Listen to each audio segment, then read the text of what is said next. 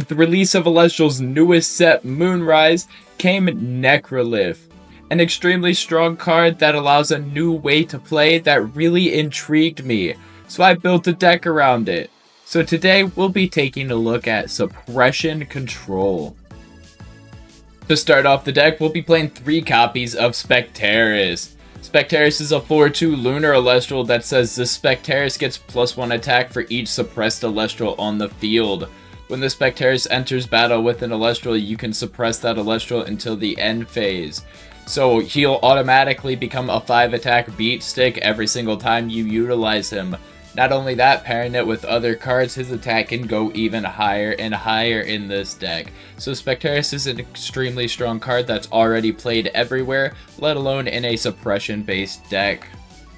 Next, we'll be running 2 copies of Veratuka. Veratuka is a 3/1 wind Elestral that says when this attacking Veratuka enters battle with an attack position Elestral that has equal or fewer spirits than it, you can suppress that Elestral and destroy it. If you do, Veratuka deals no damage this battle. Veratuka is extremely strong right now in this deck due to the fact that we are playing Full Moon, and a lot of 2 and 3 drop Elestrals are being played right now. So you can easily utilize Veratuka plus Full Moon to essentially destroy any Elestral on the field as long as you're not hit by a Gorgon's Gaze. That is one thing that you do have to be cautious of, is the fact that Gorgon's Gaze will absolutely obliterate your play, not only making you utilize a counter rune, but your summon for the turn. Moving on, our next Celestial is 2 copies of Fawnlet. Fawnlet is a 3/2 that says when you normal cast this Fawnlet, you can search your deck for an Artemis or Theraheart and add it to your hand. This Fawnlet gets +1 defense for each lunar enchanting each Artemis on the field. Not only counting your Artemis, but if they happen to be playing Artemis also, your Fawnlet will get boosted by that.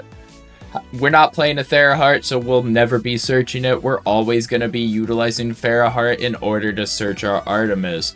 The reason we're not playing Theraheart is it sucks. Nobody's going to actively play into your play a counter rune into Theraheart knowing that you can easily negate it and a hard ascend into something else. So Theraheart's kind of just bad. So we won't be playing it in this deck. While we're not playing Theraheart, we are actively playing 1 copy of Posthumous.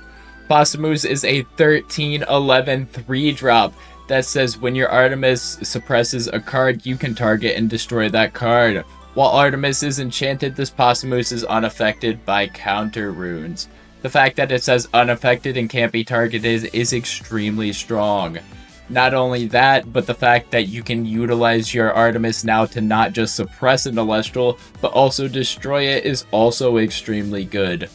And the fact that it's a 3-drop while we're not playing Theraheart serves as no problem, since we're playing Full Moon, as we already discussed, and Full Moon plus literally any Elestral can easily count as a 3-drop lunar Elestral that's properly enchanted every single time. We're running 1 copy of Necrolith. Necrolith is a 7/3 2-drop lunar Elestral that says this Necrolith can be normal cast with 2 lunar spirits if an opponent has at least 2 suppressed cards. When you cast this Necrolith, you can destroy a suppressed Elestral. This is extremely strong because you can easily just flip a Dense Fog on anything that's not lunar, slap this down and destroy one of them, have Necrolith attack over the other one. However, if you are playing against lunar decks, it is a lot harder to just slap him down in a normal cast, but you can always just utilize Artemis's effect or any of the other suppressed cards that we have in here to suppress an Elestral and then hard ascend this over one of your Elestrals to destroy that Elestral. Our next Elestral is 3 copies of Werepup. Werepup is a 3/2 lunar Elestral that says when you normal cast this Werepup, you can search your deck for a lunar phase and add it to hand. When you cast lunar phase Full Moon, you can special ascend this Werepup into Like a Void from your hand or deck. Werepup is extremely deadly due to the fact that even though it looks like a small statted Celestial, with the fact that it always has the ability to find full moon, you always have the ability to utilize this as a combat trick to where you ascend into your Leica Void and they destroy their Celestial on your guy. To go with our Werepup, we'll be playing one copy of Leica Void. Leica Void is a 6/2 lunar celestial that says this Leica Void deals piercing damage and is unaffected by counter runes if you've cast a lunar phase full moon this turn. Leica Void is extremely strong, and we only need to run one of them due to the fact that we're running 3 Werepup, and Werepup essentially always counts as a copy of Leica Void due to its interaction. Since all of our Elestrals are lunar, and since we're running a full moon already, we'll want to be running our stadium. So in order to find that as consistently as possible, we'll be running 2 copies of Jolton. Jolton is a 4/2 Thunder Celestial that says when you normal cast this Jolton, you can search your deck for a stadium rune and add it to your hand. And to finish off the Elestrals, we'll be playing 3 copies of Astro Rabbit.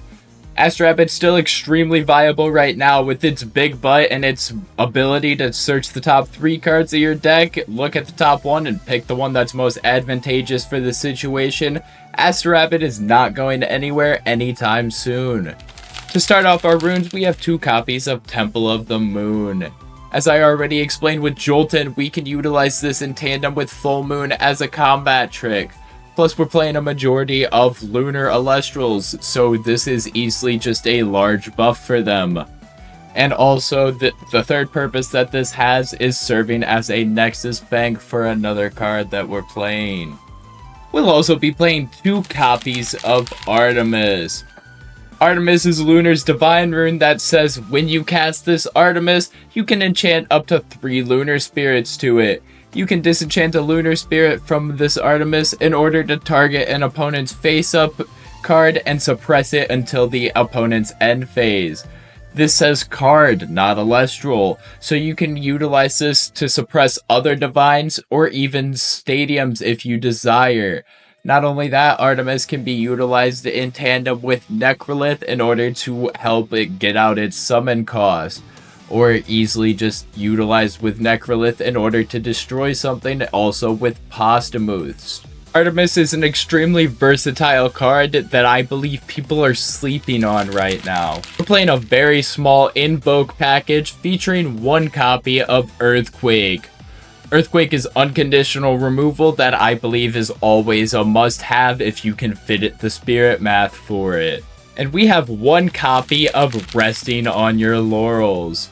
Resting on Your Laurels is extremely cheap removal that will allow you to come back from bad situations. And our final invoke rune is 3 copies of the must-have Ambrosia. Ambrosia is extremely broken due to the fact that everything in this game costs your life to play, and until another heal card comes along that is more potent than Ambrosia, Ambrosia will always be counted as a 3 of. To start off our counter runes, we have 2 copies of Dense Fog. Dense Fog is a 1-cost counter rune that says suppress each Celestial that is not lunar enchanted until the end phase. So this will allow us to easily drop a Necrolith anytime that we're not playing against lunar decks. And also, if an Celestial heavily relies on its ability, we can utilize Dense Fog as a combat trick to shut it off mid-combat. And we'll be playing 2 copies of Lunar Phase Full Moon.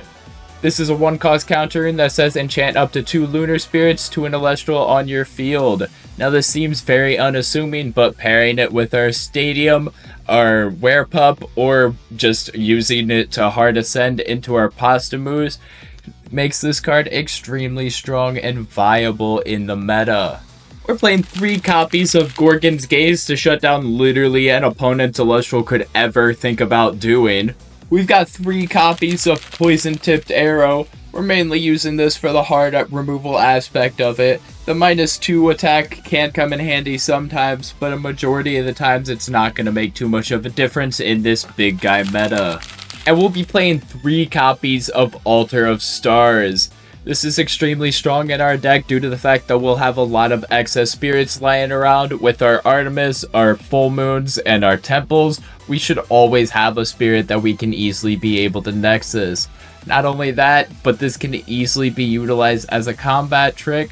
If somebody's trying to crash with your Elestral and you have a temple out, due to the fact that it says you can change the position of Elestral, not the fact that you have to. So you can easily put another spirit on your Elestral that they're trying to crash with, give it +1/+1, and have your Elestral destroy theirs instead of simply changing its position.